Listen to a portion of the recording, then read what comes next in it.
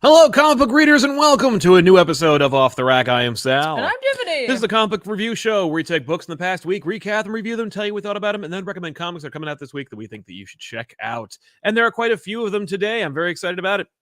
This is, of course, a live comic show with reviews, recommendations, and news. We talk about some of the hot headlines that are coming out of the comic book sphere of influence. I should say that there is a big topic that everybody is going to want us to talk about, but we're not going to cover that right now. I want to kind of save that. I feel like it's going to dominate the whole conversation if we do indulge. Obviously, there will be a super chat or two that's going to ask about it. We'll give very terse, short opinions about it, but I don't want to get into it too deeply because I really feel like it's a huge deal, and I think it's something that needs to be discussed. Not the act of what's happening, but rather the motivation behind it. I think Tiffany's going to have some really interesting insights in it as well, and I really wanted to just give that an opportunity to breathe and talk about it. Plus, I'm waiting for the book to come out specifically so that we can really judge it based on what it is and all of that. So, keep that in the back of your mind. Don't worry, Comic Pop will discuss this issue. Trust me, I was going to talk about it in a whole full-on video with like editing and everything, but I thought, nah, you know what, like maybe that's an off-the-rack kind of conversation. So we'll see. Well, really, you never know.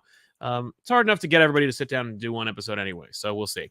But I promise there will be discussion about that. Instead, there is an article out from CBR written by one Greg Katzman that I found to be rather inspiring, you might say.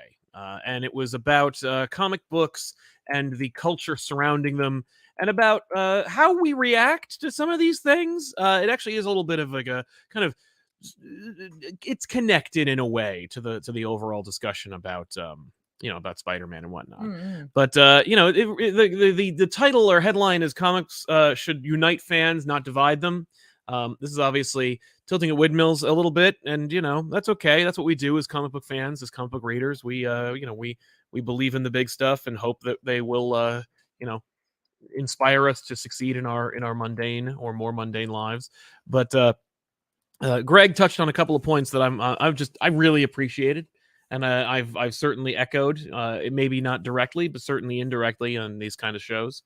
But talking about how comics are they are an exaggeration of humans in our morality, but for whatever reason, when it comes to characters, particularly Superman and Spider-Man, they inspire these kind of like really heated debates.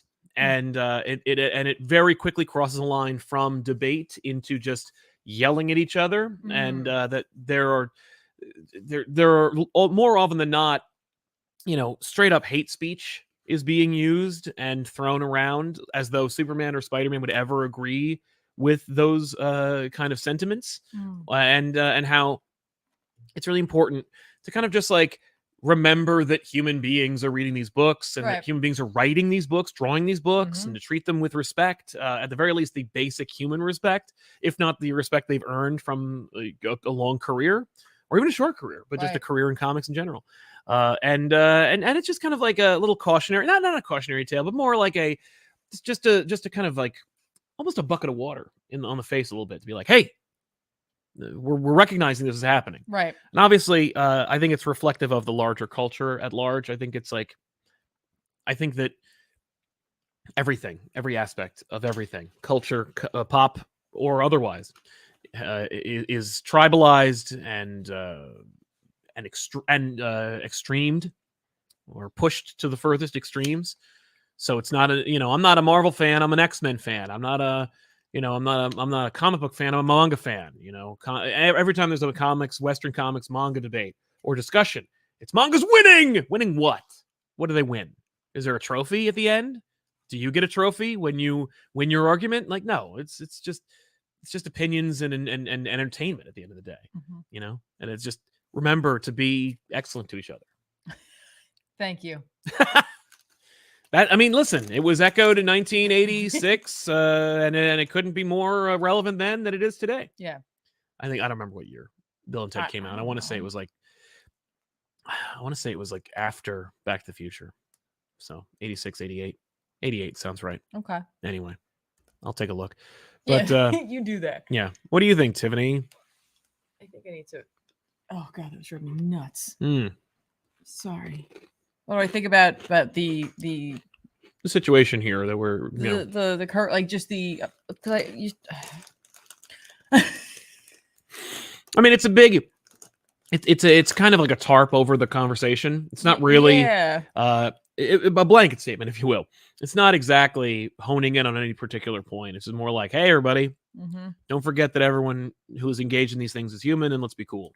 Yeah, no, you know, like I really am like you said, like the thing, like you're an X-Men fan and a Marvel fan. That one, you can just be a fan of that. And that's Absolutely. okay. Mhm. It comes down to like the the way in which like it becomes less about the property and more like a feeling of a personal attack. Like Identity. yeah, like it becomes an identity, and I think there are some things that can be part of your identity for sure. You know, I'm not Mhm. going to tell you what can and can't be, but I think there's just so much of that going around that it's hard for people to separate at times when something else is being critiqued Yeah. versus someone's critiquing you. Absolutely. Yeah.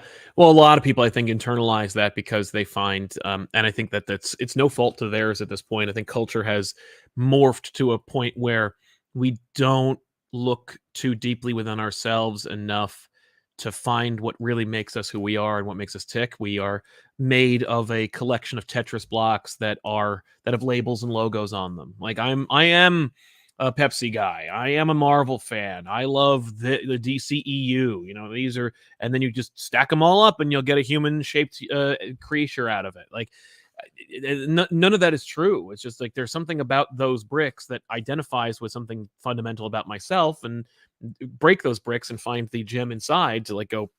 That's what I am. That's who I Mhm. am. And it's okay. Like we had an event just this past Saturday at the Kubert School, in which one gentleman expressed just really well articulated the idea behind like Icon and Rocket from Milestone, and how Icon is certainly within any particular period's definition of a conservative, whereas Rocket isn't, Mhm. and yet they still manage to find common ground. That's Yeah. something that's just unheard of in today's American culture at this Yeah. point. So it's like seemingly a fantasy, but you did it with though, like we were able to do it before, we should be able to do it now, and we can find common ground and common like similarities because we're human beings who have Mhm. who all love pizza and Or breathe don't. and don't, but you know what I mean, like, but it's like there are a few things that make us like all the same. Yes. But yeah, I don't know. It's not really a discussion, but it was more just kind of like a sentiment that I was like, this is something that should be shared as well. Mhm. I agree. So, and good luck to Greg on his new endeavors as he leaves CBR and goes on to better and bigger things.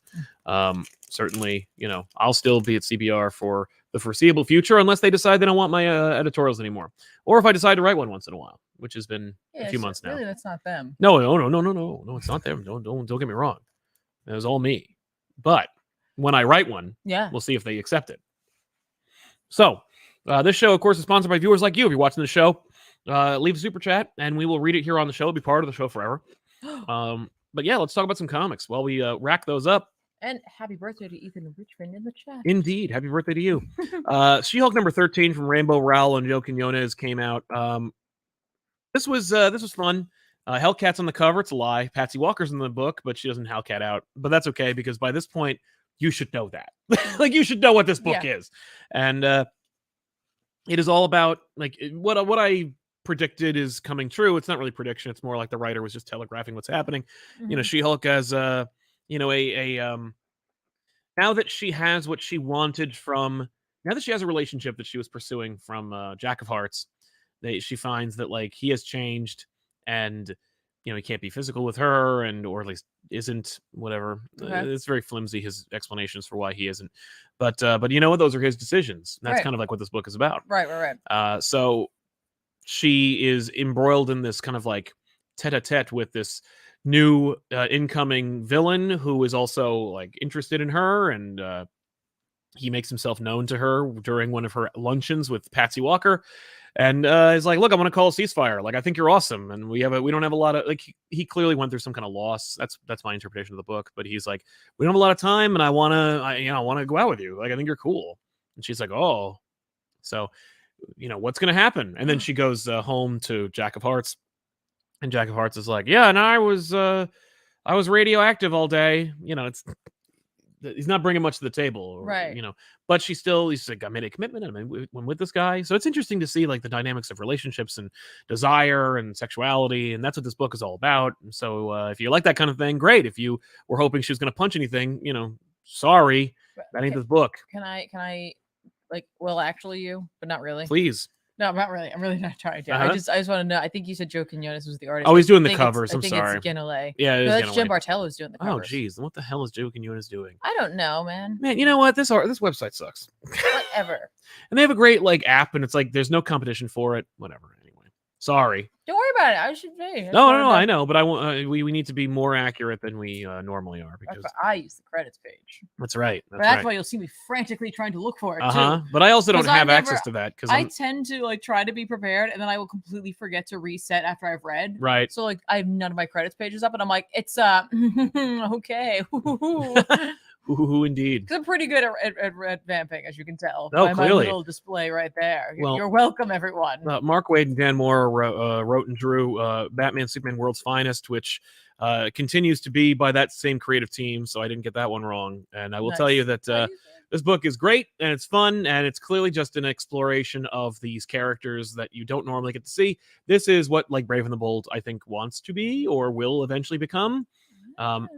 Interesting. You know, it's Batman. It's the DC universe by way of Batman and Superman. Right. You know, so like if you wanted to see Batman wearing new armor made entirely of the Metal Men team, you will get that in this book. You know, we get Amazo robots, we get Doom Patrols, we get Metamorphos, like we get Superman, Robin, Supergirl. Essentially, this could be a Justice League book at this point, or a DC Universe at Large book. What else are you going to call it? Normally, you'd call it Brave and the Bold. Today, we're going to call it World's Finest. But it's also all rendered through Dan Moore's incredible art, which all keeps him from doing any great independent work. But whatever, he's great. So we're all happy to see what he's doing wherever he's doing it. May he get a Ninja Turtles book someday. But yeah, this is a good looking, good feeling, good character run. It's also, of course, set in the past. So if you're like if you're not keen on the Dawn of DC, right? Which who isn't? I understand. Like, you know, what even is it? Right. It hasn't been going on long enough to. Yeah, there's been a few events actually since it launched. Oh, really? Yeah, there was Lazarus Planet, and then Nightmares is launching. I guess it's just because the rollout for some of the books has been they've been taking their time with it, which which is fine. No, I agree. Didn't like hard break on anything. I keep forgetting that has been rolling out because it just seems like the past few weeks there have been more titles that have been Dawn of DC monikered. Yes. So yeah, my apologies, but you're absolutely right. It just feels like it's just been like very recent, but right. But it is not. Yeah. So good book. I recommend it. Fantastic art, great writing. Overall, this is the DC book you should be reading. If you love DC, then you should be reading all of Batman Superman World's Finest. That's fair. I think that's absolutely true. Thank you. From what you've said. Yes. Are you waiting for me to say something? Mm-hmm. Oh, is it my turn? Why not? Oh, crap. Hi, everybody. It's my turn to talk about a book. Yeah. Now what? Well, I've been talking so long, I figured. I know. I just like listening to you. Oh, well, thank you. I like listening to you too. That's why I'm letting you go. Let's just really briefly. You would think I was going to go one way, but I'm going to split up like my two X titles this week. Because why not? Because there's always like a million X-Men books now. No, there isn't. Not so Not much. today. Not today. There's only two I'm going to be talking about. Oh. X-Force number 40 came out. 40 issues of X-Force. 40 issues written by Ben Percy. This time with art by Paul Davidson and Robert Gill. I think one of them only does the art for like the first 4 pages. Now, is that for any stylistic reason or because they couldn't get the book out on time? I don't know. I don't have a reason, and I don't want to guess speculate because I don't really know. Mm-hmm. It doesn't really matter. You know what I mean? It's not like it's like a problem. Okay. It's fine. But so remember how like Kid Omega came back from the future? Yeah. It was like getting no, not that future. Oh, okay. Future. He didn't have a tattoo. He did not have a tattoo. I mean, maybe he has one we couldn't see. Right, but not over his eye. We're not seeing everything. But he's like, get the hell in the time vortex. We gotta go. We gotta stop the problem. You gotta come back with me. It's that, but not really. And the problem is Beast, which I was like, of course fair, it is. Fair. Yeah. No, to be fair, yes. Yeah. Where's that event? Beast Wars. I'm sure it's coming. Gotta. I bet it isn't. I bet it's just gonna be in Wolverine. Well, and it could be Wolverine and X-Force. Yeah. You know, Well, and that's that what would this be, is. and that would be enough. That's just I the don't- Benjamin Percy Wars. That's fine. It's fine with me. And Ghost Rider could show up too. And he will. But you know, this issue, we go to the future, and it does a couple of really interesting things, and then it's simultaneous. This is not a bad issue at all. Okay. All right, but what it does do is sort of maybe go, wait, did you? Okay.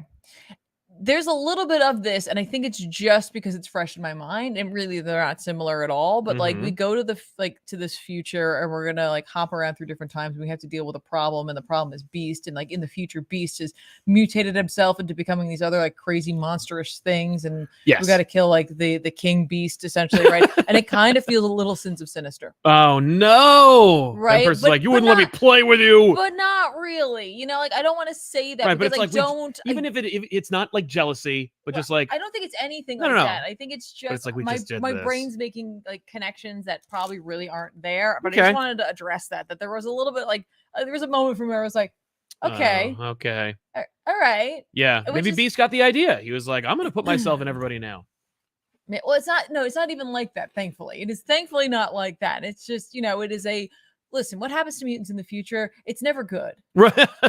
No, it is rarely. It is if ever rarely good. a good time in the future. We always have to come Agreed. back from there and fix something. Right. So in this future, it is war torn. It is apocalyptic. Homo sapien is gone. They've been eradicated. Okay. That was Beast's like number one on the list. Get out of here. Kill all humans. Number 2 on the list. Anyone who has a problem with number 1 or me is dead. You got to go too. Right. You know. So like, there's so he's a sentinel basically. Well, yeah, like an opposite right? sentinel. And so they do manage to, in this single issue, deal with the problem, right? But that's not the only problem. No, because Beast put like versions of himself elsewhere throughout time. Yeah, and they have to jump through it. I was like, that's kind of like not exiles, but exiles. Yeah, okay. Like it definitely is not. No, well, it's mutants going through time, but they're not going through time. They're going. The but like exiles it are going gives through you that dimensions. like a little like it's not like homaging it, but it's like a little like, wouldn't that be kind of fun? Right. And Yes. like, yeah, actually, that would be kind of fun. Yeah. In like like if they are able to put the genie back in the bottle with Krakoa, that would be kind of fun to have like an exiles team of people who remember Krakoa and they're just jumping from place to place. Yeah, that'd be fun. There's something there maybe. Anyway, what I think they did really well and really like solidifies for me that I don't care if it makes me think of something else is that when they get to the future, Colossus like has a minute where he like collapses and like he's like, they're like, are you okay? And he's like, I feel like I just woke up. And I'm like, right, because you're in the future, you're not being controlled anymore. Yeah. Oh my god. So he'd be like, and Mikhail. What? Yeah, and like he's a How did little I even get fuzzy here? well, he's got like he's there, but like don't forget his like the chronicler is like writing his story like a novel, and so like he has the memories of what's been going on, right? Kind of. So he doesn't really get a chance to really explore it much before they have to like jump into the fray or move on to the next thing. But I'm like, what a really fun way for Ben Percy to start addressing this. Yeah. Like that's kind of neat. And I'm looking forward to seeing how much further they get with that before they end up back, because there's like a whole data dump page where it's like Mikhail and the chronicler talking and he's like, why'd you stop writing? And he's like, because he's gone. Because he's gone. I can't find him. Yeah. And he's just like, you lost his character. You don't know what he's doing. Like what? And he's like, no, like he's not here anymore. Yeah. And they're like, oh, okay. All right. Like, all right. Cool. That's clever. That's really clever. Yeah. He's like, you know, things with Beast and Wolverine are kind of coming to a head. Let's address the Colossus in the room. Yeah, and that really maybe that's what they're doing. Yeah, I think that is definitely what they're doing. You know, I appreciate that Ben Percy has kind of let some of these things like be, you know, to let it develop and come to a head. He deals with other things and he'll come back to something. I appreciate that. He doesn't feel like he's like, all right, I just set this like Chekhov's gun and now I'm gonna use it. Yeah, right. Like, it's like you just set it up, man. Like give it a minute. Yeah, like let it breathe. Yeah. Never. And this one has been for a while. So I appreciate it. And from this, we could fix the Colossus issue or we could not. Yes. Like I don't know. But like, you know, we're dealing with the problems with X-Force. We're dealing with the problems with Beast. We're dealing with the problems with Kid Omega. Because Kid Omega reveals too that like, you know, he just kind of disappeared. Yes. Well, he did it to himself, apparently. Okay. All right. So I'm like, so why? You know, well, there's a lot of reasons. It's in a thing. No, but there's a lot of there's a lot of boxes to check. We're not done yet. There's still plenty of story to tell. But even if like I think even if he left the Colossus thing, if someone else was able to pick it up and fix it, or they could be like, "Oh, it's fine, don't worry about it." Like he really is ticking the boxes, and I appreciate Great. it. As All he's right. like continuing his run for as long as he's able to continue it for. Yeah. So yeah, good stuff. Nice. All right, cool. What else you got? I want to talk about an indie book I read this week. I was like, is it an indie book? And I'm like, yeah, it is. It's IDW, but because it's like the Scott Snyder Presents Dark Spaces thing. Scott Snyder's doing this thing where he's like selecting creative teams to tell stories under Scott Snyder Presents Dark Spaces by IDW. And this one was Good Deeds by, and I really hope I don't butcher their name, but Shay Grayson on writing and Kelsey Ramsey on art. It's a horror book, guys. What? I have my likes. Yeah. Let's be honest. This is one of those that the cover got me. Yeah. On it, especially because it has a deer on it, and like if you know from reading Witches, Scott Snyder has like a couple of stories about like a deer. Yeah, he grew up in the woods like us on the East Coast, so it's like you're gonna have a story about a deer. You're gonna have a story about a deer, and so like that iconography enough. I was like, I'm gonna check this out. Also, I really dig the logo itself. It has like a really sort of horror version of Art Nouveau going for it, and I'm all about it apparently. Fair. This book so right, the story itself, we have just like it's the tip of the iceberg here, right? As any horror story is. I believe the writer has some movie, TV background behind them. Yeah. Okay. So it does read like a comic, but it has a little bit of a pacing like a show. Yeah. And when it comes to horror, that's not a bad thing. Right. Like that's actually really good because it gives you just enough. We world build, we meet characters, we get a feel for some of the characters have a dark past. Right. And how that might come to fruition in this. Okay. Right. You're going through a horror story. Things are going to get worse before they get better. Yep. But we get, some solid storytelling that isn't like hitting you over the head with it, where it's like, this person's a writer and something happened. Yes. Okay. All right. And now we're going to go on this next leg of their adventure. And they come to it like a town, St. Augustine's in Florida. And something's off. And like you get that just by seeing it and by experiencing a lot of the dialogue, just talking not quite in circles, but like you're like, all right, something's not quite right here, maybe. Cheyenne is wait, hang on, it's not Cheyenne. Who's the main character? I don't remember.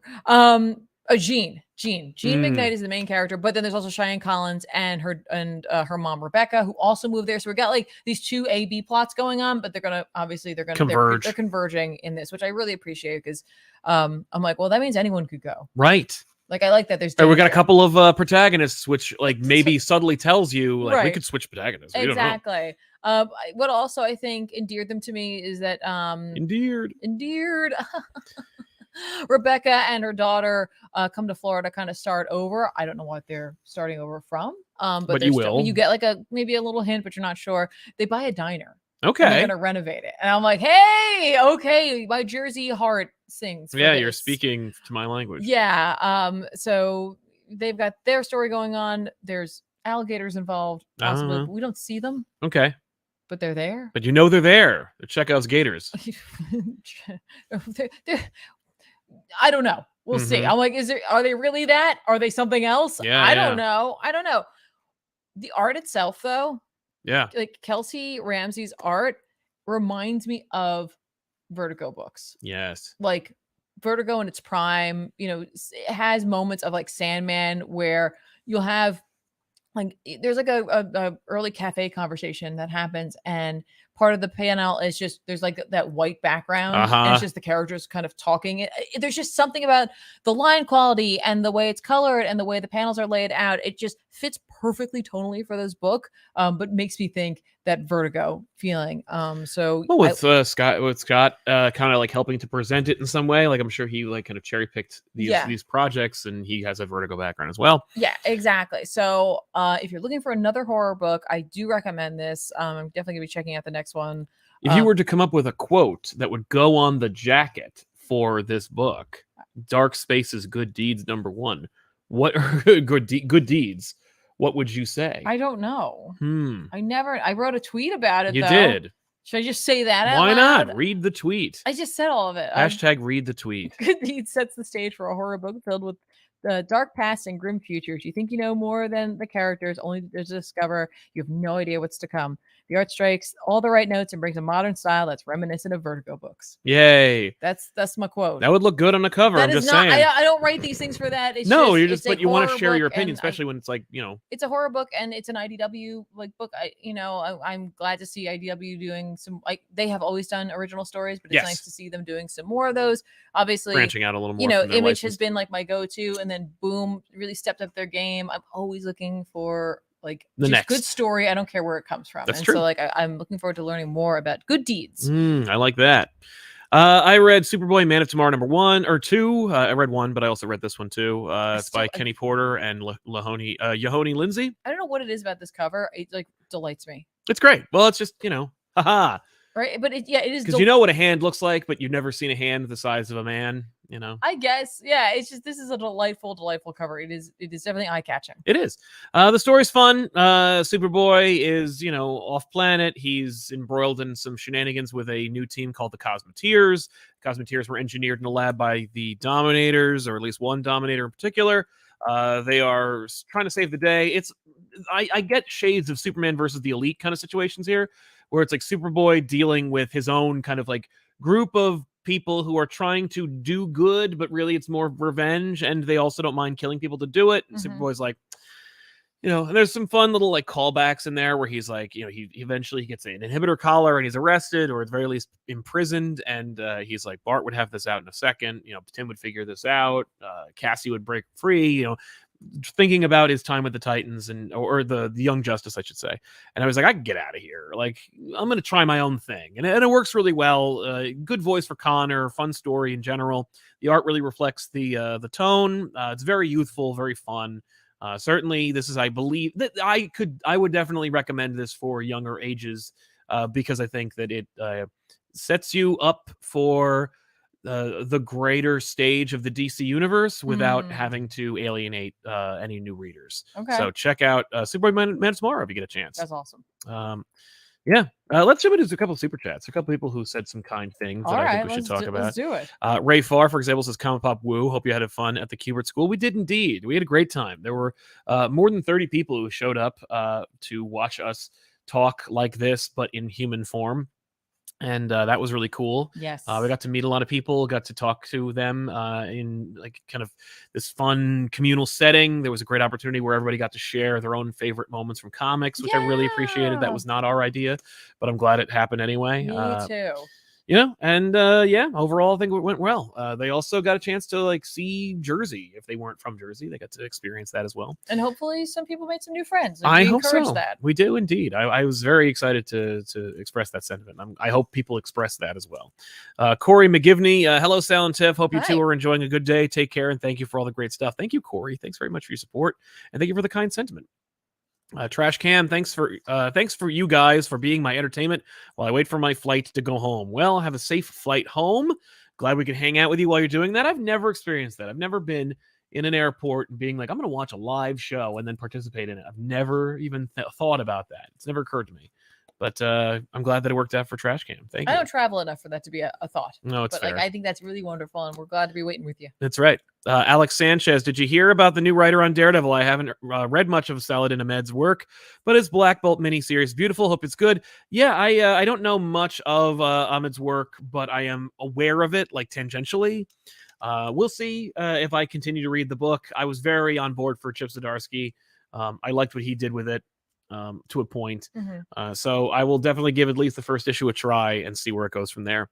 Jose Rivera, hey everyone, I heard the news about Marvel putting out the ROM Omnibus, and I'm excited to read it. The ROM Omnibus is coming. The Space Knight was originally published by Marvel Comics, and then the rights went to, I believe, Dynamite. I don't remember which company had it, but like Marvel couldn't use ROM. They could use Space Knights though, but nobody cared by that point. And so now there's great with all these Space Knights and nobody wants them. Right, because there's no ROM. Nobody cares. But it looks like Marvel must have worked it out, and they worked it out very quietly. Just here's an omnibus. Now it could be that Marvel worked out the rights to publish an omnibus, and then it will go out of print. I don't know. You can watch Near Mint Condition to find out more about that. But like, I'm excited to read some ROM. I might go check it out. I'll have to go on In Stock Trades and check it out. No sponsor. Hashtag not sponsored. Cat Lawyer Fun for Treats. I don't read Amazing Spider-Man, and I know it's just for shock, but the way they're marketing, I feel insulted as a reader. I need to take a break from Marvel. Sorry for bringing this up. I look forward to your discussion. No, you're doing fine. Listen, I think that the most healthy thing you can do when you're experiencing something that's uncomfortable or unpleasant is to get away from it. So if you find, the business practices of a particular publisher or company repugnant, or if it bothers you in any way, you have every right. And in fact, you have a responsibility to exercise that right, to not participate in their voluntary system of money for entertainment. So I would say definitely, exercise that. But you know what? Don't stop there. Contact and be like, hey, I think this is repugnant. Here's why.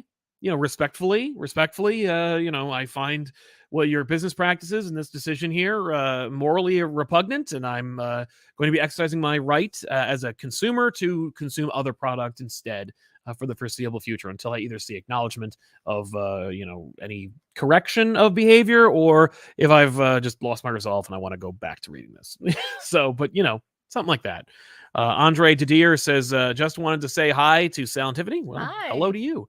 Hope you're both doing well. Strong choice. Strong chance we see Spider-Man 2 on Wednesday, and I'm excited. Nice. I believe that's the Spider-Verse animated movie. Well, I hope you get to. I know I'm seeing it on June 2nd, I think. Yes. We have tickets, so. But not like early screener tickets. No, we've never been on Sony's radar. I'm on Disney's radar, but Sony's like, no. We've reached out to Sony. I hat in hand, I've been like, I want to go see Spider-Man early, and I want to go talk to some of the people involved, and they no. Excuse me, we're seeing it on June 1st. I was like, oh, no. Excuse me. I think it came out on. I think it's supposed to come out on 2nd, so I'm glad that we're seeing it then. Hooray! Yay! Excuse me. Well, I'm excited too. I'm like, I don't think that's right. Right? The Milkman. If I had $1 for every time Hugh Jackman and Ryan Reynolds filmed a movie together about X-Men characters during the WGA, I would have $2. There you go. I didn't know that they were. I didn't know they were shooting it during this. I don't know. I haven't seen anything for Deadpool 3 outside of a logo and they just like hanging out. Maybe they're just filming their own version of it. I'm tired of that. Ryan Reynolds and Hugh Jackman's Wolverine and Deadpool, best friends for life. We'll workshop that. Brian Harriet says, hey, Sal and Tiff, with the Romance of Gwenpool book being digital exclusive, I wanted to ask if digital exclusive books are a draw for either of you to get either of the Big Two's apps. Nope.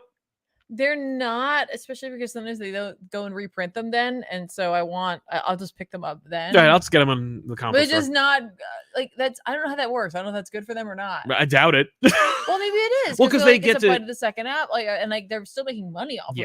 It's just in a different way. Agreed. Yeah. Nick Prado says, looking handsome, Sal. Thanks, Nick. Yeah. Just recently got into reading Marvel DC's ongoing runs of their comics. Honestly, pretty overwhelmed from being out of continuity for a couple of years, but still having fun. Good. I mean, you know what? Use the resources that are available, like people like us, people like whoever's out there talking about breakdowns and explanations for, continuity changes and whatnot. But, just read what you like. That's what I would recommend. Yeah. Read what you like, drop what you don't. But don't hate the industry as a result of any changes you don't care for. Johnny P. from the event says, had an incredible time at the Kubert School. Thank you so much for bringing a wonderful community together with laughs and heartfelt moments. Thank you very much, Johnny, for coming, man. We really appreciate it. Thank you so much, man. And yeah, you missed out, folks who didn't go. Oh my gosh. Just saying. Corey McGivney, sorry if it's a bit off topic, but I'm rereading Dark Knight Returns, and I wanted to ask you two, what is your definitive DKR moment? Mine's when Batman struggles to climb up a rope or a reflection. That's the Two-Face moment. Right. Yeah, I mean, Tiffany, do you have a moment that really stands out from you from the seminal Frank Miller work, Dark Knight Returns? Yeah, there's 3 moments that I could probably piece together the rest of the story from it. But I don't have the same type of photographic memory for comics like Sal does, which is great. Oh, thank you. I love that. I just don't have that. Mm-hmm. I was always the kid who had a cram right before every test. Sure. Yeah. But there's the moment in the building. It's his first return fight. Yeah. But when he bursts through the wall. Oh yeah. really like that a lot. I don't know. There's just something about that. It's like a triumphant return in a Mhm. way, but not. Weirdly enough, like a moment that really stuck out to me is the moment when Joker like offs himself, Oh, like he yes. unalives himself. Yeah. That stuck out to me, like that level of fanaticism Yes. and And insanity. yeah, like that haunts me a little bit, like Yeah. to do that. And then obviously like the fight in the mud. Oh, Like yeah. when he like emerges from it. Right, and it's an operating table. Yeah. It's a great moment. Yep. It depends. I have a page from not actually from the book, but it's over there actually now that I think about it. But it's it's Batman riding the horses into Gotham to save it. Mhm. Another one is just Batman fighting Superman, and he says, I bet your parents told you were special, but like mine taught me a different lesson, like broken and bleeding in the street and gasping for air, dying for no reason at all, which is that the world only makes sense when you force it to. Yes, there you go. Glassman with so many archetypes to choose from. What is the most terrifying type of horror monster in you guys' opinion? Mine is a monster from beyond our realm. That's a good one. Like something that like is like doesn't understand or has Or care. yeah, or care for anything. I definitely I feel that. What's yours? Real. What? The real monsters, the monsters that exist that like they're like Lovecraftian beasts, like our politicians who are just like, I know about the struggling that you're experiencing, and I don't care. Like I just don't care. I don't. Okay. I lack the ability to care, and maybe I used to have it, but I want power more, and so I'll hurt you to get whatever I want, even if it's something that like creepy, like hurting you to get pleasure from it. Like, what if we're talking about fictional ones? Don't suck the fun out of my. Is that what he's talking about? Yes, archetypes. No, horror monster. Yeah. Yeah, the real one, the monster within us all, like the man. Oh, monster. okay. I thought you were going down a different route. No, I'm just saying, like okay. I don't really, like the unkillable slasher I never really found particularly scary. Like the inhuman monster, like a ghoulie or like a Guga or something. I'm just like, whatever, like a big kaiju. I don't care for that. But or the just the my main problem with horror, or my main relation with horror is that if you never get closure or understanding about why they did it, there's this really that's great. This is weird movie, this anime called Rogen Z. It is not a horror movie in any way. It is about like the horrors of the healthcare crisis in Japan. But at the end, like the old man's like wife inhabits like a statue of Buddha and then murders everybody at the end of the movie, and it's like, why did you do that? Well, and that I've never forgotten it, and I saw it in 1995. Like I will never forget it, and I'm just like that kind of like cavalier, callous, without mercy. No one knew why they did that. I can never find any discussion about like online. the thing from beyond our realm. It's like you can't possibly conceive of. Yeah, no, but my issue isn't about that. It's my issue is just like its motivations. Okay, you want everything to have the story circle of. I just want that they're killing. I just want to understand why. What is your Dan Harmon story circle for why you want to kill me, and then you may try to. No, it's more like if I'm going to read your story and the character goes, "Oh, and then I blew up." All right. It's like, why? Hang on. Figure it out from there. Before we go into a comic book, because I know you want to talk about this book. Yeah. It's the book I forgot because I'm the worst reader of this comic apparently because I wasn't paying attention to it came out. Anyway. It's okay. It happens. One of like my big ones that I always gets me is like compulsion. I know it's not like a being, but like if you think of like what makes Amigara Fault so haunting and so stuck with you is the idea that like a compulsion would overtake you. Yes, your sanity or rationality. You are now a slave to this. Like it melts away and you'll do anything to fulfill it. Like that will get me almost every time. Fair. There's lots of things I love in horror, but like and it'll like wax and wane depending on where I am in my life. Yeah. Right. But like that one, the stuff that sticks with me, the stuff that gets in there and like just like eats away at me is typically compulsion based. Well, that sounds about right. Because it's eating away at you, Yeah. Well, I read Superman #4 from Joshua Williamson with art by Jamal Campbell and also Nick Dragotta. This is fun. It's like a little secret history of Metropolis. Josh Williamson is setting up like Gotham has a really distinct personality and a very it's almost a character depending on who's writing it. And Metropolis is like the city of tomorrow. That's it. Like all about Metropolis is that like occasionally there's some like creepy mutants that live under there. At least that's what I know about Metropolis, besides like what besides what the Daily Planet presents as its like shining beacon of hope. But apparently, like, when Lex Luthor first got there, he decided he was going to take on the underworld and deal with the oppressed and the homeless problem, and so he became Okay. like a kind of superhero scientist in a way. And so Lex Luthor like made a few enemies, and the enemies, of course, that he made would eventually become the enemies of this arc, of course being retconned in, but whatever. It's Josh knows the history, it's fine, just trust him. But yeah, and so we got a little bit of a twofer. You get the main story of Superman and Lex working in tandem. Lex has essentially become Superman's oracle in a way. An unwilling one, like Superman does not want to work with Lex, but he also knows that like he begrudgingly admits that Lex knows what he's talking about, and like he doesn't know what Lex's motivations are necessarily, but he also knows he can't argue with the results, and so it's fun, and the other shoe's going to drop. So that's really cool to see. Dragotta does a nice job with the flashback stuff, but of course the real star here is Jamal Campbell, who's just like drawing the crap out of this book, and it's just a delight every day. How does this guy not have like all the work? He must be banging down his door. But seriously, I can't believe that like he's getting it out on time. That's what I'm baffled by. I mean, that's what it is. He's like, I know I can focus on this book. Exactly. And I'm going to make it the best it could be. Yeah. Big ups to Frank Martin for coloring, because I over the last 15 years or so, I've really come to respect and admire a damn good colorist, because when it's bad, yeah, when it ain't, you're just talking about how great the art is. Yeah. But yeah, Superman 4, I recommend it. Excellent. You got to check it out if you haven't already. 4 issues. Why not go back and read them all? Yeah. What do you got? Let's talk about Ghost Rider. Yay! I was hoping you read it. Oh, I did.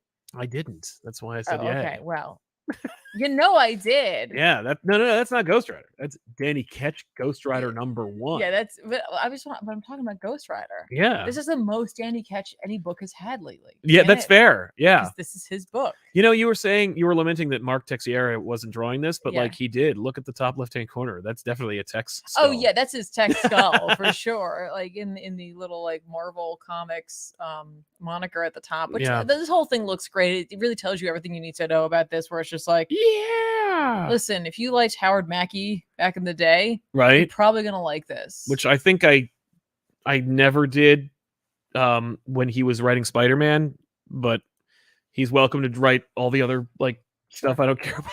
Thank you. Great. This is written by Howard Mackie with art by Daniel Picciotto. Oh, Guru EFX colored it. Does it look okay? Yeah, it looks fine. All right. What's wrong? I don't care for them. Okay. I'm sure they're a nice person. I don't like their coloring. Yeah, it really works for this because it's more retro. Yeah, feeling book, right? Okay. I'll be honest with you. Did I do any research into when this takes place? Who cares? I don't care. That's the whole Neither point. does Mackie. It's just like, Danny is Ghost Rider, and it's just, and Johnny is not. Is he Blaze? Well, does he have long hair? He does have long hair. Then yeah, and he's a shotgun, Blaze. but it's not a magical shotgun. What the hell? He doesn't have that yet. But you think it's like a retcon? Like, you know what? I don't care. Right? Who cares? I'm just enjoying the show. Right. That's what this is. This is just enjoying the show. Yeah. It indicates in the in the summary that it's flashback to a time. There you go. It's like all right. A time. A time. Don't try to pinpoint it. Yeah. You might be able to. Right. Maybe. If you're like want to, I was just.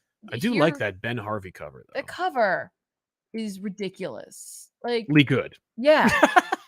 Yeah. Right? Look at that. It's dope. That's what you're getting, right? Good. That's what I want. Yeah. Would you say there's 100% more Ghost Rider, Danny Ketch Ghost Rider in this than in the in continuity Danny Ketch appeared Ghost Rider books? Right, but that one's technically Johnny's book. Right, but Danny is on the cover of every single issue. Yeah, but he's also not really the spirit of vengeance in that. And then so yes, I can absolutely say you get 100% more because technically he's the spirit of vengeance. Oh yeah, that's true. Well, no, he's not. Isn't he not? Yeah. What, in the other one? Yeah, he's like he's not. That's what I'm saying. He's not. That's what I'm saying. In this book, I can say with certainty you get 100% more. Danny catches the spirit of vengeance. No, but Danny isn't the spirit of vengeance. It's like Johnny was the spirit of vengeance. What was the spirit that Danny got? Remember, it was his gas cap. Yeah, but they're still calling him a spirit of vengeance. Oh yeah, but he doesn't have Zarathos attached to him. No, but like in the other one, he's a spirit of something totally different. Like the green version of him is a spirit of. That's right. It's like some dumb bullshit. Who cares? Jeez. I'm just saying, you want to make sure you get your Ghost Rider straight. Oh my gosh. So. Yeah. Danny. Oh, Ben Harvey did the cover? Yeah. Oh, we know him. I have a freaking Mr. Freeze. Oh yeah. Dude's great. It's over there. Dude's a nice guy. Dude's a good guy. Yeah. So look, Howard Mackey, I've given Howard Mackey a lot of crap.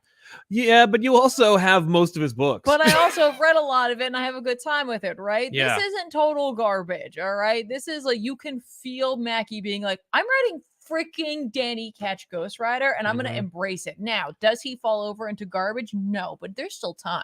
Right. But does he fall down or run away?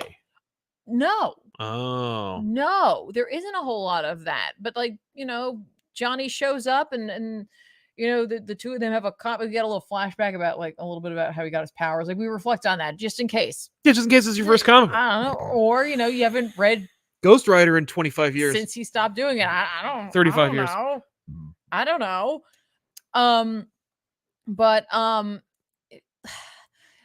there's like a lot of like moments in this that like make me chuckle, right? Like we're crossing a lot of things. We're in the city. We're gonna ride motorcycles. These two dudes who are they're gonna ride motorcycles together, right? Yeah, we're gonna easy rider this. Danny's like, like at times, off times, girlfriend is there. She's a cop, right? We gotta mention she's a cop, right? Danny's mom is there for a hot second. Okay. She leaves. There's crime. There are like gang bangers. No, there's like a sort of like a power struggle within like the mob, a gang gangs war and such things, right? Yeah. There's like a guy named Johnny Six. Okay. And then like the Don. I don't know. That sounds like things that were from that run. But like here's a written sentence.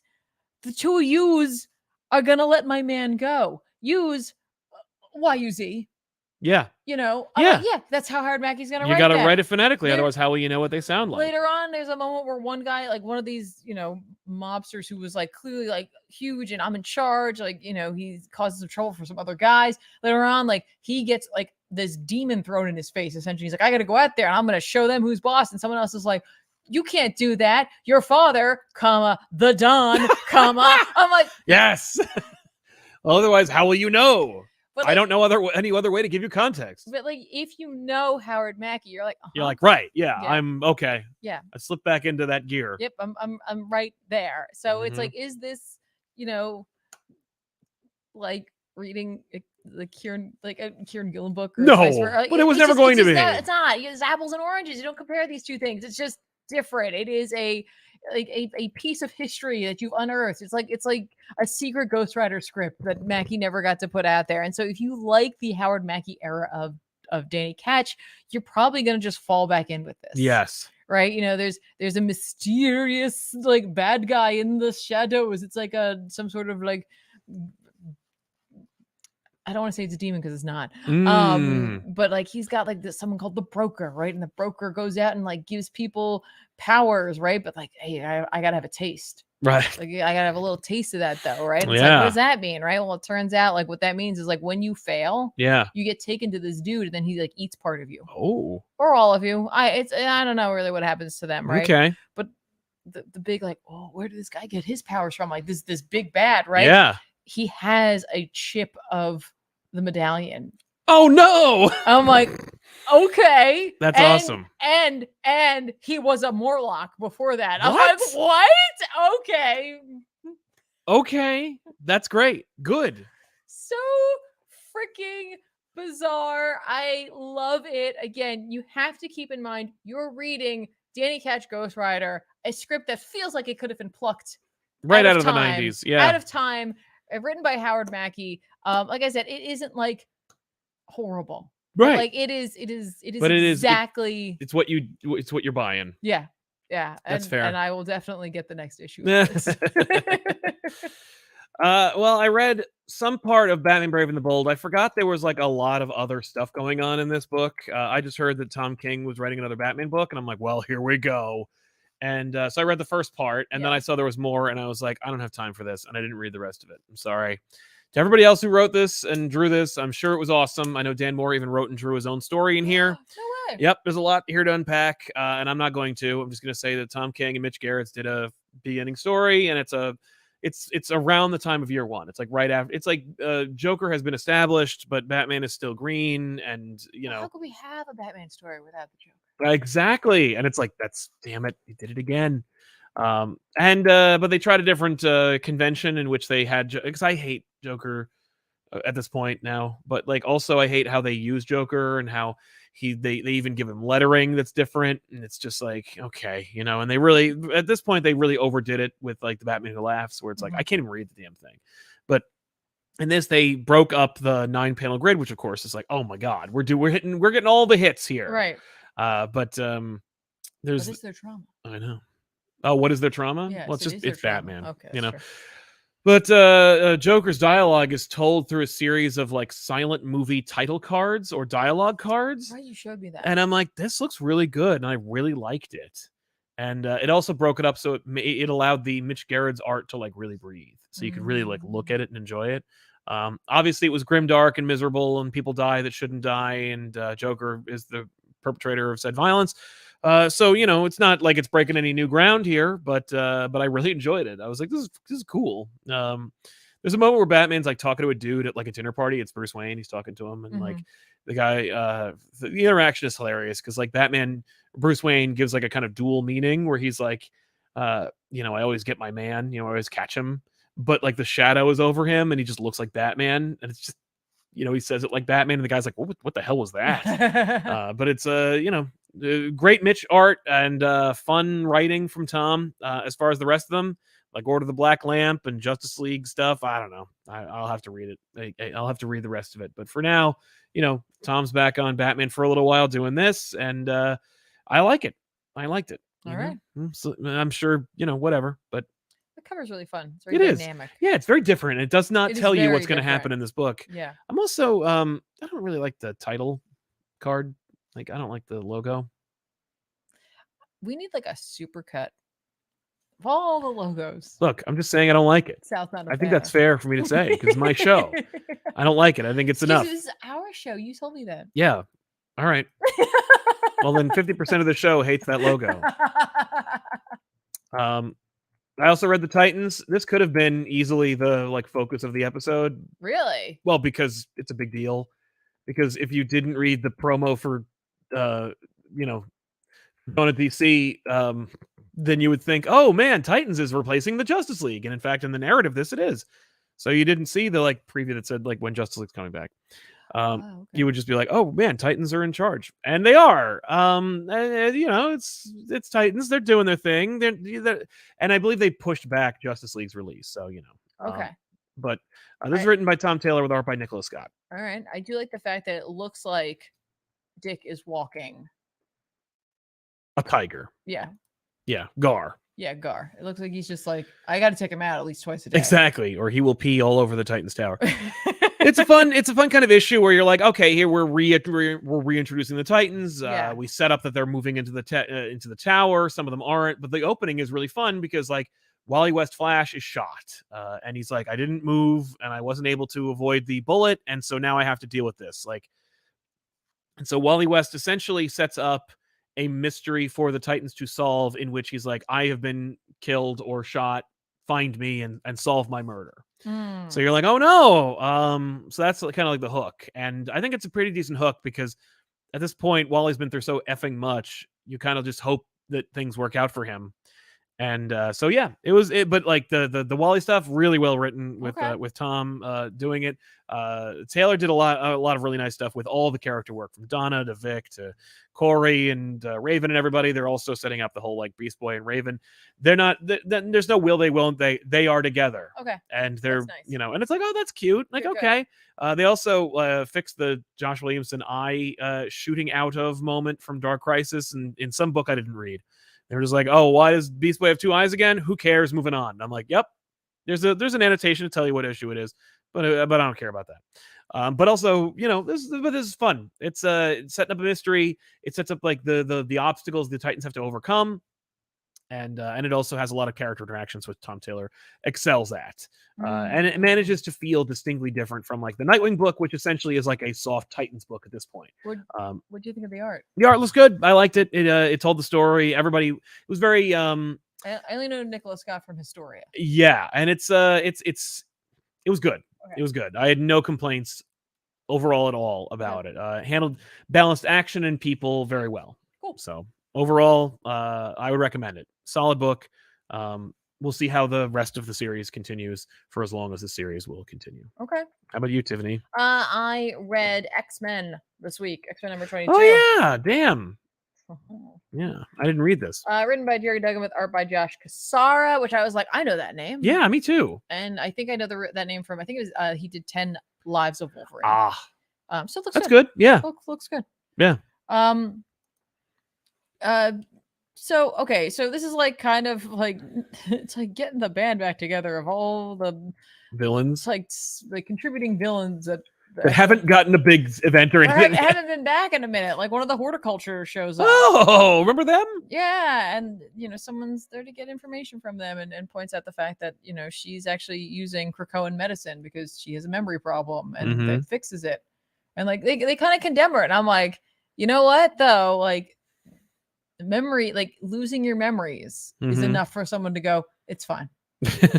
I'm just gonna get over my problems. Yeah. But she can also make it for herself. They have Krakoan blooms and stuff like that. But it turns out there's like something in the medicine.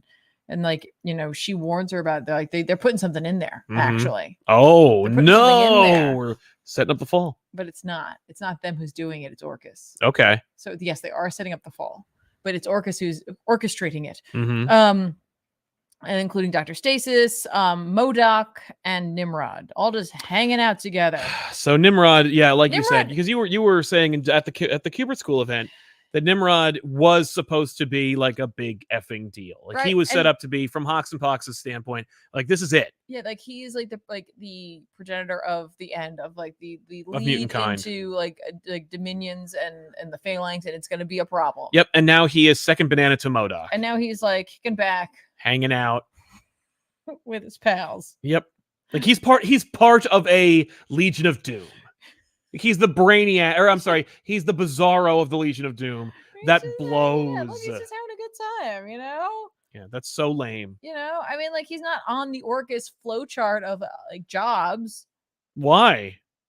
I don't know, because he doesn't. Maybe he's just doing it because he feels like it. Like, he's like, I'm not actually part of this. I just. Right, but that if he's there, it's not going to matter. Like that it's not going to be a big story because he has to share screen time with these other like lamer villains. I guess. Well, Dr. Stasis is, yeah, he's fun. He's a problem. Yeah. Too. And then there's MODOK. I'm not a huge fan.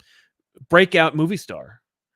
People loved not only Ant-Man 3, but also how they handle MODOK. Yeah, absolutely. I had no problem with it, but I'm not a huge I don't care. I don't care at all. But anyway, like what the thing is, it's in the medicine is that Orcus put something in there that when they hear like a frequency, it causes their fight or flight response to go into overdrive and then potentially could get you killed, right? And it's like, so like they show an example of it. It is gruesome.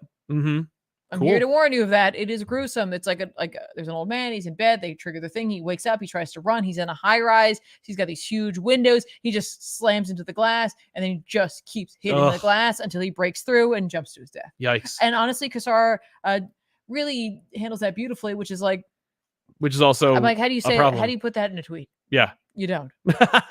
You just appreciate that art on your own and then you go, okay, moving on. Simultaneously, Orcus has set up little like pop-up stations all over the place in which if you are tired of being a mutant, we will take your power from you. We got something that'll help to control that for you. Okay. If like you don't want to be a mutant, we will help you with that. Why would anyone not want to be a mutant at this point? There's a guy who shows up. He's just like, you know what? Because he doesn't like, I'm a human callus or something. He doesn't. He doesn't look like he used to look, and he's like, the guy like sells him on it. He's a younger guy, like he's younger. So like this dude's like, when was the last time you saw your real face? Right. Like what was like 12, 13? He's like 12. He's like, listen, we can help you today. Like, what's your thing? And he's just like, I can turn like light into sound. He's like, it's lame. I can't do anything with it. Right? Like there's no reason for it. Yeah. And they're like, that's fine. Come on in. And then he like gets in there and he sees like all the like Orcus / AIM / whatever folks there. And he's like, I changed my mind. Right. And they're like, no, you don't get to change your mind. Sorry. And that's when, let me tell you, this Cassara like really nails the like cool, like, like intro panel here. But like, look at this Cyclops intro panel. It's just like his shadow, but like they made it, they were like, they still gave it a color. I freaking love it. Right. He shows up. He's like, hey, listen, Anyone can change their mind. It's fundamental. Anyone can. Yeah. He's like, so anyone who doesn't want to be here anymore should come with me now. Mm-hmm. And anyone who like tries to stop that is going to have a bad time. And so a big fight breaks out. Awesome. And Firestar gets a chance to really like, once again prove her like reason for being on the team. Yes. So, like she's really incredible, and she goes up against like they created a robot using a skeleton of Wolverine that they had left behind, and so she manages to battle it down, and it's awesome. That's right. cool. It's great. That's great. It's a series of really great images. I really like the way that the artist and colorist handles her powers. It's just very like beautiful and like obviously deadly. But it actually causes Forge and Cyclops to have a moment later on where Forge is like, hey, how many times has like Logan died and we haven't recovered a skeleton? Because that could be a problem. That's fair. Fair point. Cut to a bunch of like Wolverine. Oh.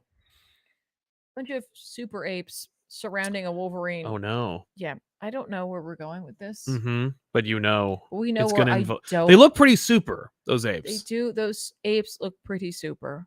Yeah. And you know what? There could be lots of super apes in the Marvel universe. And we're going to go with it's not the thing. But we do know who wrangles those apes. Some of those apes could be free agents. Those could be free agent super apes. That's fine. Okay? Yeah. There could be free agent super apes out there. I bet they aren't. You don't know that. That's fair. So Rido says, happy Monday, Sal and Tiffany. Which spider person are you hoping shows up in Across the Spider-Verse? A webcaster, obviously. Yeah, webcaster. You. Yeah, you're Spider-Sona.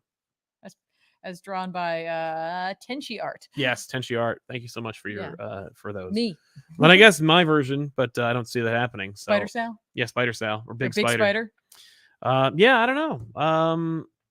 I don't really care. I don't really like all the spider people anyway. So, the fact that Ben's going to be in is neat. That's neat. Yep. Maybe a comic book version, but I think we're getting that through Ben. Nick Del Tufo. Hey, Sal and Tiffany. Hope you two are having a good day today. Thanks, Nick. Thanks. Hopefully you are too. Bitter Spite. Here is for 10 years of getting me through applied math classes and diaper changes. Anytime, Bitter Spite. Thank you very much for your support and for watching us through that awesome timeline of your life. Yeah, absolutely. Congratulations, man. Hey, you with the face. Sup, guys? I've just started reading Gotham Year 1, and I'm 2 issues in. I'm digging it so far. I wish the big two would use these lesser characters more. I think they might, if there's any indication. Nominated for an Eisner Award. One of the best books of the year. So I'm glad you're enjoying it. Nikki T, my favorite horror trope is demonic possession, or just the idea of there being a being controlling you, breaking things, or you just stuck in the trunk. Yeah, that's pretty scary. That always unnerves me. And Cassandra Cherry Clark, thank you very much for your very generous super chat. Says also, I got to close the tab. We got Sal gets it. Lol. Thank you very much, man. He also goes on to mention that he had a super chat that he wanted to share, but it was it was lost. Like he closed the tab. Oh no. But we have it in the chat, so I can pull that up. Okay, cool. Once I you should start it. Yeah. Oh my god, I didn't realize I could just star things. There it is. The message was, really wanted to give my thanks to the gang for putting together the most wholesome event I've gone to in all of 2023, possibly of all time. Haha. The vibes were palpable and the love was consuming. I'm glad to hear it. And yeah, thank you very much. Thanks for coming to the event. Thank you for sharing, your talent with us. We really appreciate it, man. Good to see you again. And don't forget, keep posting. That's right. Keep posting. Keep posting the pics. Ray Farr, opinion on Kick-Ass. I adore J.R. Jr., but I'm not a fan of Miller's writing. I haven't read much. I've looked at a comic and not read it before. Cough Spawn. Yeah, that's true. I don't care for Kick-Ass, but I do appreciate, at least during the beginning of Kick-Ass, that was kind of like, that was the last time J.R. Jr. was like more accepted than he is today. I get it. I don't really care for the concept overall, but I was a fan when it came out, and I watched the movie and enjoyed that enough. The Telphonics, we couldn't make it for the event moving into our first house. Congratulations to you. Hope it's not the last Comic Pop event of 23. Owe you a trip from Boston. Oh, that's very kind. Yeah, we will definitely from 2023, unless New York Comic Con gives us a panel. We just applied for it. We'll see what happens, but I'm not optimistic about it because we've applied for the last 10 years and never gotten one. But who knows? Right. We try. We never give up. Colleen says, just another thank you from Anthony and I. This Aw. channel and the people on it are absolutely amazing. Thank you, Colleen. It was great to see Anthony. You posted a adorable video that showed Anthony got our message, which I'm glad to hear. So I'm so glad that you were able to do that, and we're lucky to have you as both of you as viewers. Yes, so absolutely. Thank you very much. Thank you. Thanks, Anthony. Really Rick with a super sticker, which I didn't get a chance to see yet, but I really like your name, Really Rick. Thank you very much for that. Vasco, which villain would you pick to join Orcus? I don't know, man. There's a lot of like villains out there. I feel like rounding it out, get a more like an unexpected character, something like Baron Zemo or something, like somebody where you're like, oh, Zemo has the money to help them out with that. That'd be kind of fun. Yay, good job. Thank you very much. Good job. My brain was like, the Jackal, and I'm like, no. And Joshua Lake, those super apes are the same ones introduced in X-Men #1 by Hickman and Yu. They are Orcus scientists. Yeah, I thought so. Okay, so they're not the Red Ghosts. No, I know, but I like to tease it. I do. I'm playing it up. It's for a bit. But appreciate the super chat. Yes. The Avengers #1 from Jed McKay and Carlos Villa came out. This is Jed McKay's pitch for the Avengers. Yeah, here we go. Here it is. Obviously, after like I think 10 years or something like that, some goddamn amount of time. Really? Jason Aaron is off this. No, not 10 years, but it's been a long time that Aaron has. It's been a minute. It's been too long that Jason Aaron was writing the Avengers, and now we've got somebody else on the Avengers. Wow. And Captain Marvel's been tapped. I think that if Tony Stark can pick Carol to be the leader of the Avengers, then technically Iron Man is really the leader of the Avengers. But like, I digress. Carol's the leader of the Avengers. She gets to pick her own team. She picks Iron Man. He doesn't pick her. He does. He's it's by unanimous decision. Everyone voted. Yeah, but we don't see that. I think he's just like, it. Everyone says that you're the leader. I think he's doing it, especially in the wake of Krakoa's like picking of the X team. I think he's like, we should do that too. Yeah. I know. I wholeheartedly think that there was an actual vote. Well, good. All right. Well, so she's in charge, and she picks the team that you see on the cover. Mm-hmm. And the book is broken up by a fight with Terminus versus the Avengers that is fully formed, and Carol picking each member of the Avengers. It's a fun little thing. Everybody likes to see a roster put together. This one stars no one I really love or want to see. So I think this is a great team up. It's a good team. It's like a modernizing of a classic. Yeah, like feeling Avengers team. It is, but I don't care about any of the characters. So like seeing them all, like each of them picked, I'm not like, yay, like her picking Vision. I was like, I see why you do this, and I appreciate that this is fun. But I don't feel anything, Just like him. Yeah. No. The two of us are two sides of the same coin. I just couldn't care less. But yeah, it's but you see the Avengers and they're avenging and they're doing their thing, and it feels very fresh. It feels very it feels like an earnest attempt to do something that the audience is looking for. There was a moment that I was hoping for, because I really wasn't paying attention to who was going to be on the team. I really didn't think much about it. I kind of because it was digital red, I just kind of breezed past the cover, I'll be honest with you. And I was like, are we gonna maybe do more of a New Avengers sort of? I was really hoping for that, but I wasn't. But when I saw the cover, I'm like, that ain't gonna happen. Well, I still had my hope. And I was like, oh, okay, no. But that's okay. No, but I did like actually I like the opportunity because obviously Sam was picked to be Captain America for this, and so Steve is up for grabs, and I was like, well, let's see what Steve would like. I want to see Steve on another team now. Yeah, that'd be kind of fun. I don't think we're gonna see that, but like that'd be kind of neat. Yeah, Steve, and Pete. Exactly. Yeah. Two Steves and a Pete. I would be okay with that. The responsibility squad. But I like I think that Jed did a nice job of balancing the characters. He understands who they are. He found their voices very strong. Wanda being on the team is actually really like necessary. It's like set Wanda up, give her a place on this team. Let's go. I don't even know if they got rid of the Dead Celestial or not anymore. I don't even know where they are. Like, there's no setup of a headquarters or anything, which is very much in contrast to the Titans, where they were like, "This is the tower. We're going in there." No, they didn't move out. They kept the freaking stupid thing. But Aaron, it was Aaron's idea to throw away. So we'll see if it got rid of. But apparently in Uncanny Avengers they did it. I don't know.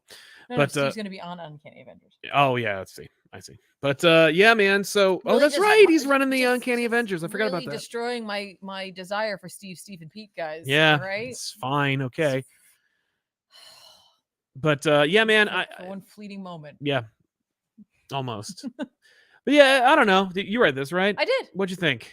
Well, it's Jed MacKay, so I can tell you, having read 2 other Jed MacKay books, actually 3 if you count Strange leading up into Doctor Strange is a different book. Yes. So for Death of Doctor Strange, I read Strange, I'm reading Doctor Strange, and I'm reading Moon Knight, right? Yes.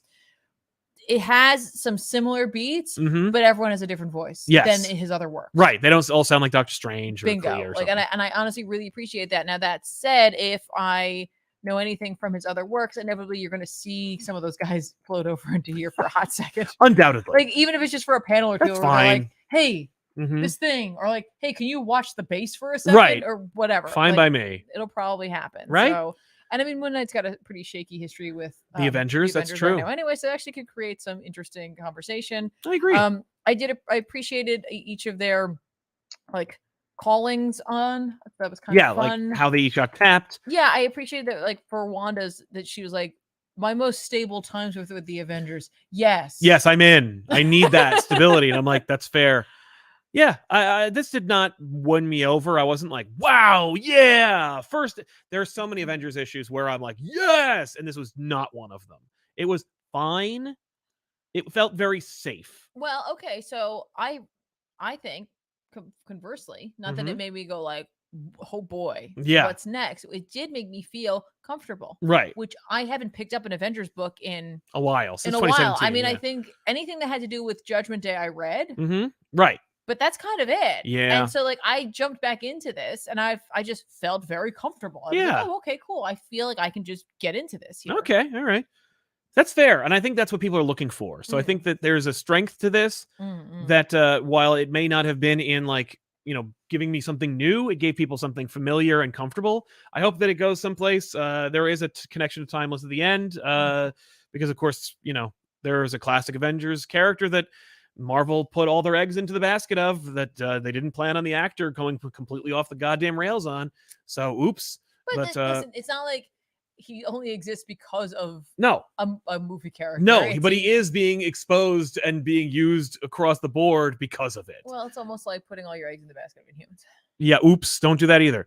But yeah, so I liked it enough, but I don't think I'd read more than another issue or two. I did enjoy it, but again, like I know a little more of MacKay's flow, and so like I'm willing to give it time. I know that he really cares about the characters he ends up writing for, and hopefully this is a team that he selected and not one that maybe was encouraged. No, that's fair. Yeah. So I think we'll be able to tell within the first few issues how much these are passionate projects for him. Like people who are like, I really want to write for this character, I really want to write for that character. But I have seen him, I've obviously seen him write Strange, where like it was really her, it was really Clea and Wong kind of for the most part. Right. Like she'd occasionally interact with people. But also with Moon Knight's kind of grown a bit of his own little like core team, and he does a really good job of balancing them. However, Moon Knight really is the star of that show, right? So I'm interested to see how is Carol the focus? Who knows? How he's going to balance all of this out. But I did enjoy quite a bit of the banter between the characters. He, MacKay does have that. He has a bit of sarcasm to him, which I do like that in a writer. As long as the voices are different, right? And I so far it has been that, so I kind of enjoyed it. Fair. Let's recommend some comics that come out this week that we think you should check out. I think I'm gonna. Oh wait, hang on, really quick. And the art was great. The art was good. Yeah, no, I thought it was. No, I didn't think it was great. I thought it was. Again, it felt like it didn't break any doors down. It didn't blow any doors off. I was just kind of like, oh, okay. Like it was all very safe. I did not feel very impressed. Fair. I was like, the Avengers, Spider-Man, like whatever the other focus of this universe there, those should always have like top tier artists. I think the art is good. Yeah, but it didn't like surprise me. It was just kind of like, yep, that makes sense. It wasn't even like a Pepe Larraz, where I'm like, you steal him for a few minutes, like just to do this one issue. Excuse me, he lives over. I know. What's he working it on doesn't. Right it doesn't look as good as any issue of X-Men.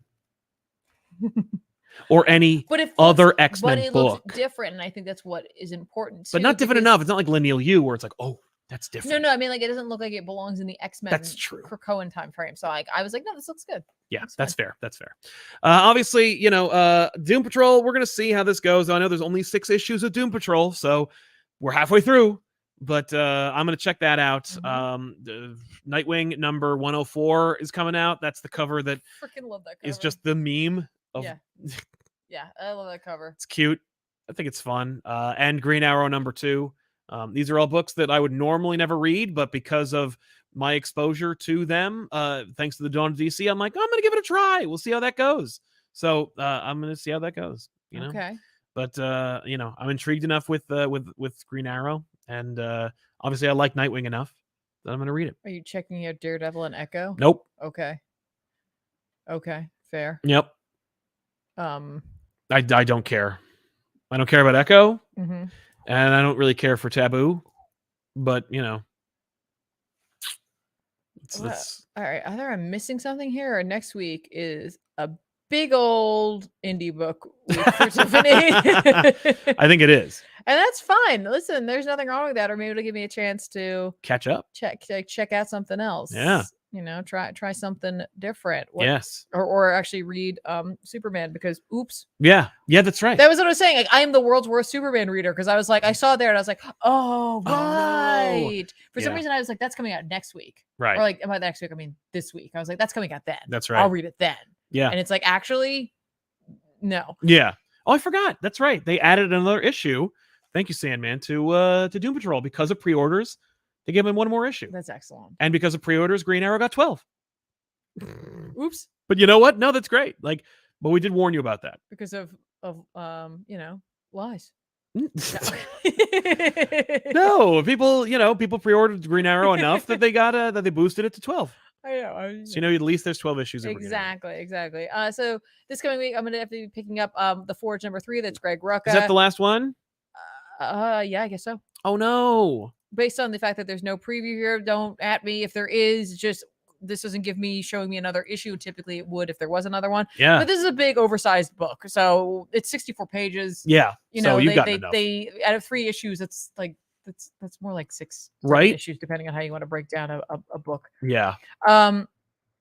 Oh my, what are you doing? Indigo Children #3 is also coming out. That's Kurt Pyers and Rockwell White writing this. I freaking love this book. It is not a horror book. Instead, it is like this thriller book about like mutant superhero type people. I don't know how to describe this. I got to come up with a better way to describe this. Yeah. I really like this one quite a bit. But I really like it. And I think I'm definitely going to be checking out Storm #1, written by Ann Nesenti. Wow. And art by Sid Kotian. So I gotta see what this is all about. Right? I have to see what this is all about. You know me, I love Storm. Yep. She's easily one of my absolute all-time favorite mutants. I love all the iterations of her, right? Mm-hmm. I mean, like the cover of this has her in her, be mohawked. Yeah, and state. they're all the other X-Men on the cover are in the same outfit. It suggests that it's going to be a flashback. Yeah. But like I loved her in the animated series. I loved her in this. Halle Berry did fine, and she was there. I've been loving her in Krakoa, just coming in even more. She's always been her own. She didn't need Krakoa to have her come into her own. No, it's just like, but they did not slow her down. They took some ideas and went for it. Yeah, they really did something with her. Yeah, exactly. So I'll probably be checking that out. Cool. Well, thank you so much to our super chatters for sponsoring today's show and helping us out. Amazing. We do really appreciate it. Thank you so much to the people who did go to the Kubert School event this past Saturday. If you are watching the show, thank you very much for supporting us and being there. We really, really appreciated seeing you, and we thank you so much for coming to that event. And hopefully we'll see you at the next one, ladies and gentlemen who did not go to that. Hopefully we'll see all of you there at the next one whenever we set that up, probably in another year. But if not, then hopefully in October we will have a panel at New York Comic Con. But no offense, or no plans or promises there. But it looks like Tiff and I might be going to San Diego. So if you are going to be at San Diego Comic Con, you might meet me and Tiffany. So or definitely Sal. Definitely me, but maybe both of us. I'm hopefully. No, it's set up. That's a lock. I mean, you haven't taken time off from work, but like, it's a lock. Like, you are going. Okay. So, but yeah, San Diego Comic Con is the next con you're going to see anyone from ComicPop, and that's going to be 1/4 or 2 or 50% of the team. Yeah. But it'd be cool to meet some West Coast. I think so. No, one of our largest audiences is actually in California. So and supposedly you're all very chill, as opposed to over here where we're like. I've met them. They are fast. Chill. Yeah. What is that like? To be chill? No. Oh, yeah, but I mean, know. like, to also, I feel like we talk really fast. Does that bother you all? I don't know. It bothers the Southerners when I deal with them. Oh, okay, that's fair. And not like the audience, just the people I know from the South. Oh, okay. But thank you all so much for supporting us and for watching this show. Don't forget to like the video, subscribe to our channel, and we'll see you guys next time with an all-new episode. Of course, watch Tiffany on twitch.tv/ComicPop to watch her play streams on Tuesdays and Wednesdays. Yeah, we're working through Star Wars, although honestly, there's a really small part of me that wants to play that Doom thing you showed me. Oh, yeah. I watched My like House. the first 5-10 minutes and I was like, I'm hooked. I just kind of want to play it. Yeah. I don't know. You need to know about it. It's creepy, scary. It is. It's really But I don't cool. want it to be revealed. I just want to. No. Just he doesn't give it all away. You I just think you he go. does. He does, He but tells like you how to do it. I don't want to know. no, he doesn't tell you how to do it. He tells you what's going on. But like you need to anyway. Thanks a lot for watching. We'll see you guys next time here at ComicPop Returns. Stay tuned tomorrow for the latest episode of All Stars with myself and Joshua Williamson. It's a lot of fun. Josh talks about how his career almost ended. So you will want to check out that episode. It's really, really fun and inspiring. A lot of interesting tidbits for you if you are an aspiring creator or just a professional of any kind. Definitely watch that episode tomorrow. Otherwise, we'll see you guys next week here on Off the Rack. I'm Sal. And I'm Tiffany. So long, everybody. Bye. Bye.